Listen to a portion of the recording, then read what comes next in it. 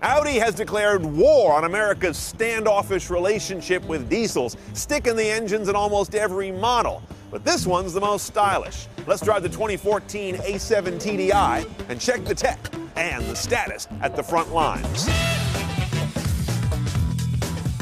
Now, the A7 is a very popular car in terms of halo for Audi. It doesn't sell a lot. It's about 9% of their sales. Not bad, but it's a premium model. But it accounts for 2 or 3 times that much of the company's sort of hype right now and its rep. Everyone knows and loves this car, but it's thought of as a sporty 4-door coupe. When you put a diesel in there, at least in the American market, that tends to fight the sporty, sleek sort of mentality. And that's going to be an interesting question to see how well it pulls off those 2 sets of DNA. Not much different on the outside. You won't have the TDI graphics you'll find on our press car, so you'll have to spot one of these guys by the TDI badge on its rump. Now inside, the 7 TDI is no different substantially from any other 7, so I'm not going to do a huge deep dive into the cabin tech.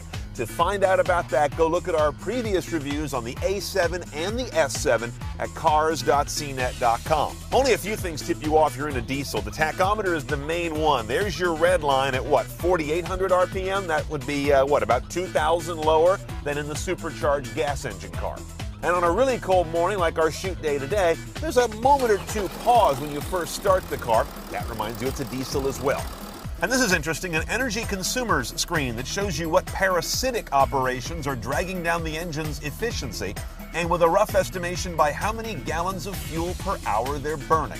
And in keeping with the efficient diesel theme, a couple of other things here. You've got an auto start-stop defeat. Normally this car will auto start-stop at lights or in traffic that's stop and go.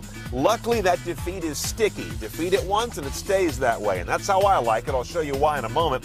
Now under the hood, you know it's a diesel even if you didn't look at it. You can hear it.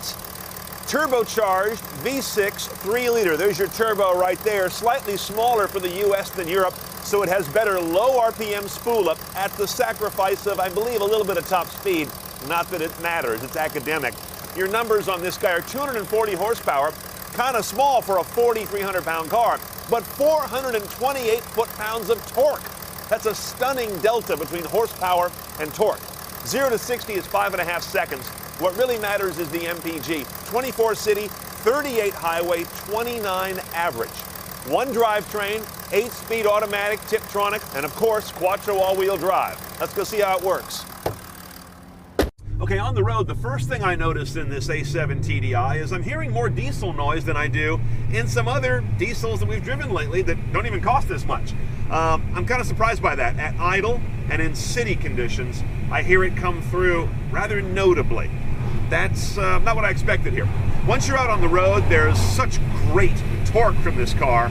It feels like you could get into any sort of situation you need to hit. It's always got the beef. The thing is, though, it needs to get spooled up a little. I know Audi tuned the turbo in this American version to spool up faster, but it still gets buried under a little turbo lag, and it's 2 overdrive gears. Unless you've got it in one of the dynamic modes, or you're self-shifting, or it's in sport mode, you got all these different modes to wake it up, it's kind of a laggard until it gets spooled up. Compared to the supercharged V6 gas version of the same car, 0 to 60 is just 0.2 slower in the diesel, while average MPG is 28% better.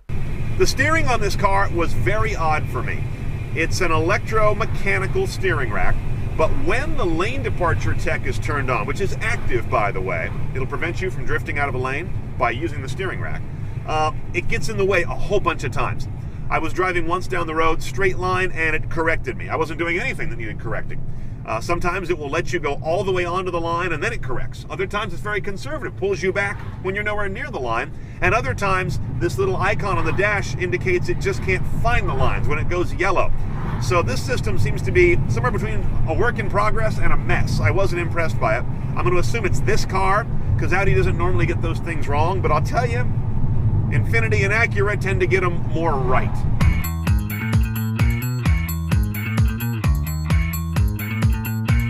Okay, let's price this guy about $68,000 delivered for an A7 TDI. They have 2 trim levels. That's the basic one.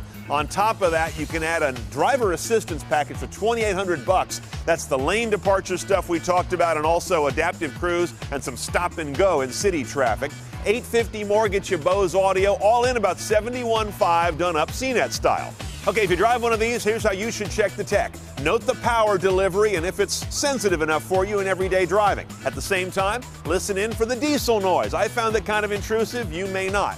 Lane departure warning. Seems a little nibbly and weird to me and very conservative. Lets you kind of get to the dotted line before it does anything. Finally, check the math. This car costs about $2,400, all things being equal, just for the diesel option. My back-of-the-envelope penciling out tells me it's about a 6.2-year earn back at current prices.